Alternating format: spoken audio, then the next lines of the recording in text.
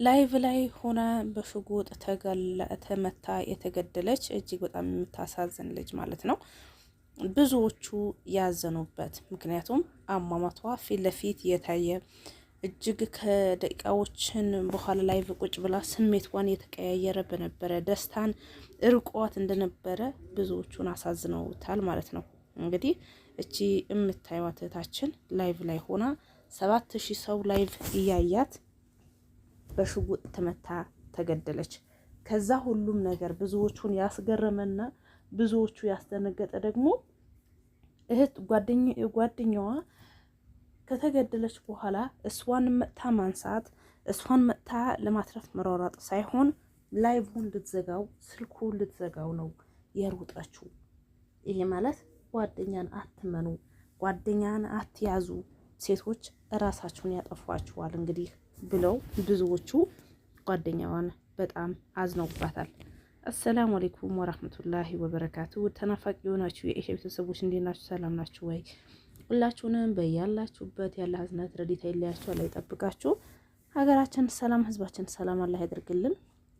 ሁሌም በመልካም ነገር ሰበብ ምክንያት የምንሆን አላህ ያድርገን፣ በመጥፎ ነገር ሰበብ ምክንያት ከመሆን አላህ ይጠብቀን የምላችሁ ነው አይሻ ነኝ። እንግዲህ በዚች ቲክቶክ ላይ በዚች ዙሪያ እንግዲህ ቲክቶክ ባንድ አገር ቆመዋል። ሀበሻውንም የሌሎችም አገር ዜጋዎች ምክንያቱም ልጅቷ አንደኛ ሞዴሊስትም ናት፣ ሁለተኛ ነገር ታዋቂም ናት፣ ሶስተኛ ደግሞ የራሷ የውበት ሳሎን ከፍታ የምትሰራ በብዛት ብዙ ጊዜ ላይቭ የምትገባ ብዙ ተከታይ ያላት እጅግ የምትወደድ አይነት ልጅ ናት ብለው ነው የሚሉት። እንግዲህ ላይቭ ላይ ሆና 7000 ሰው እያያት ከጓደኞቿም ሆና እዛው የምትሰራበት የውበት ሳሎን ውስጥ ማለት ነው። ነገር ግን ዛሬ ጥሩ ስሜት የተሰማኝ አይደለም፣ ምንም ውስጤ ደስተኛ አይደለሁም። ቤቴ ልሄድ ስትል ጓደኞቿን ቤትሽ አትሄጂ፣ ይኸው ብዙ ሰው ጊፍት ይሰጥሻል ምናምን ብለው ጓደኞቿም ልትሄድ አልሰጧትም።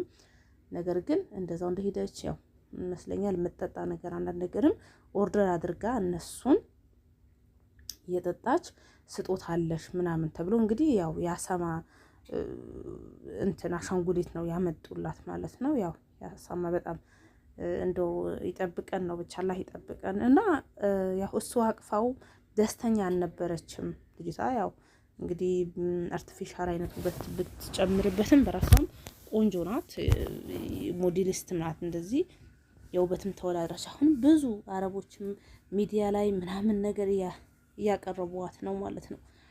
እና እጅግ በጣም ነው የምታሳዝነው ማለት ነው። ላይቭ ላይ ቁጭ ባለችበት እንግዲህ 7000 ሰው እያያት ነው እንግዲህ ተተኩሶባት እዛው ራሷን እንግዲህ እንትን ብላ የወደቀችው ማለት ነው።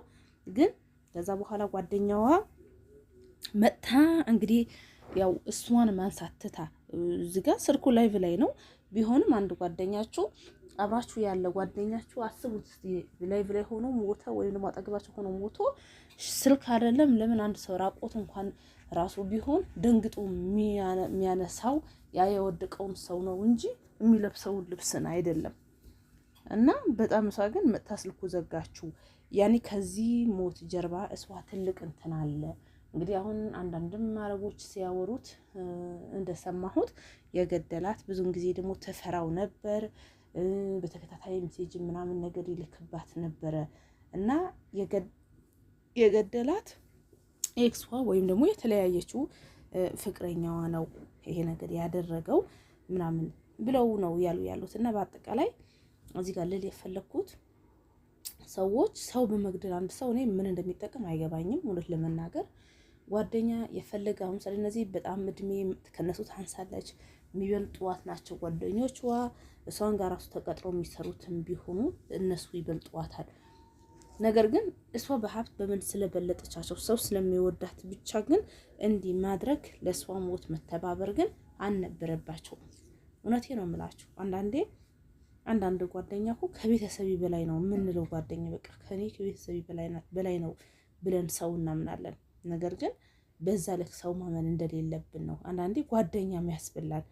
ይሄ ጥለነው ለምንሄደው ለዚች ለትንሿ ዱንያ ወይም ደግሞ ለዚች ለትንሿ ገንዘብ ለሆነ ለጥቅማ ጥቅም ጓደኛን አሳልፎ እስከ መስጠት እውነት ለመናገር እጅግ በጣም ያሳዝናል። እኔ የሰው ልጅ አንድ ክፉ ነገር አንድ መጥፎ ነገር እኔ ሊሰራ ያሰበ ቀን ነው እንቅልፍና ሰላም የሚነሳው ከሰራው በኋላ ለብዙ አመት አስቡት። የዚህ ደግሞ እንዶ ፈጣሪ የስዋ እንትንዋ ሲያወጣላት ደግሞ ጭራሽ ላይቭ ላይ ነው። ገባችሁ? ልጅቷ አሁን ስልኩን ልዘጋው ስትመጣ ራሱ በጣም ያሳያል። የመደንገጥ እንኳን ራሱ ስሜት የለባትም ነው ብዙዎቹ እያሉ ያሉት። እና ከእንደዚህ አይነት ክፉ ጓደኛ ከእንደዚህ አይነት ደግሞ ከሚያስበላ ጓደኛ ደግሞ አላህ ይጠብቀን፣ አላህ ይሰውረን ከእንደዚህ አይነቱ ማለት ነው። ራሳችሁ ጠብቁ። በቃ ሰው ሁላ እንደ ጓደኛ ዘጋኝ፣ በቃ አስጠላኝ ነው እያለ ያለው ማለት ነው። ለካ ጓደኛ እንዲህ ነው ወይ እንዲህ ያስገድላል ወይ? አንዳንዶቹ ደግሞ ልክ መጠናችሁ ሲለያይ ሀብት ሲመጣ ድሃ ጓደኞቻችሁ ትታችሁ ከሀብታሞቹ መዋል ነው ያለባችሁ። ድሃ ይቀናል። ለምን ከኔ በለጠ ብላ ለምን ከኔ በለጠች ብላ ታስገድላለችም ሚልም አይነት ፖስት የሚፖስታሉና ብቻ ከእንደዚህ አይነት አሟሟት ይጠብቀን ነው። በአጠቃላይ ክፋት መጨረሻው በጣም ጸጸት ነው።